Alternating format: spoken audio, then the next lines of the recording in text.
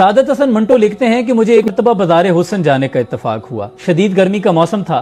जिस घर में मैं गया वहां की नायिका 2 विंडो एयर कंडीशन चलाकर खुद को रजाई में लपेटे सर्दी से कपकपा रही थी। तो इस पर मैंने कहा कि आप एक एसी को बंद क्यों नहीं कर देती, इस तरह आपको बिल भी कम आएगा।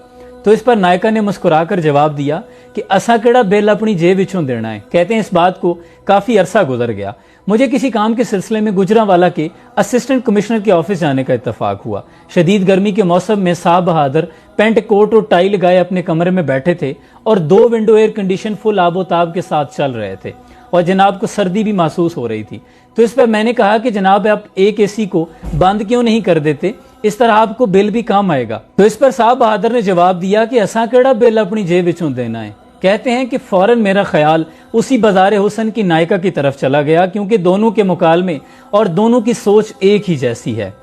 तब मुझे सारा मामला समझ में आ गया कि मेरे मुल्क के तमाम इदारे ऐसी ही नायिका सोच रखने वाले अफराद के हाथों में हैं।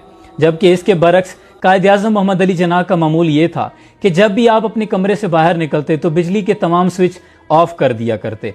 आप अपने घर में हो, हमारे साथ होते या किसी भी मेज़बान के साथ, तो आपकी यही आदत हुआ करती। एक रोज मैंने पूछ लिया कि कायद आप ऐसा क्यों करते हैं, तो कायद ने कहा कि ये मेरा मुल्क है, मुझे अपने मुल्क का एक भी यूनिट जाया नहीं करना चाहिए। आखिरी मरतबा कायद से मेरी मुलाकात 31 अगस्त 1947 को गवर्नर जनरल हाउस पर हुई। मुलाकात के बाद जब वो मामूल के मुताबिक मुझे सीढ़ियों पर छोड़ने के लिए आए तो कमरे से निकलते हुए हस्ब आदत उन्होंने बिजली के तमाम स्विच ऑफ कर दिए।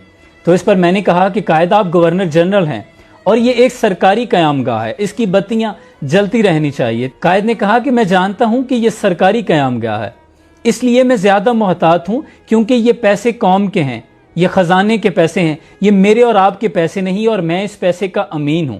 इसके बरक्स अगर मैं अपने घर में होता तो फिर मुझे इख्तियार था कि मैं बत्तियां जलाए रखता रात भर, लेकिन यहां मैं किसी और हैसियत से हूं। तुम जीने से नीचे उतर जाओ, मैं ये भी बल्ब बंद कर दूंगा। ये वो सोच थी जो मुल्क को बनाने वाली थी, और आज जो सोच है वो मुल्क को खाने वाली है। अब आपने फैसला करना है कि आप किस सोच के अमीन हैं। अल्लाह आसानियां हासिल और तकसीम करने का शर्फ अता फरमाए। आमीन।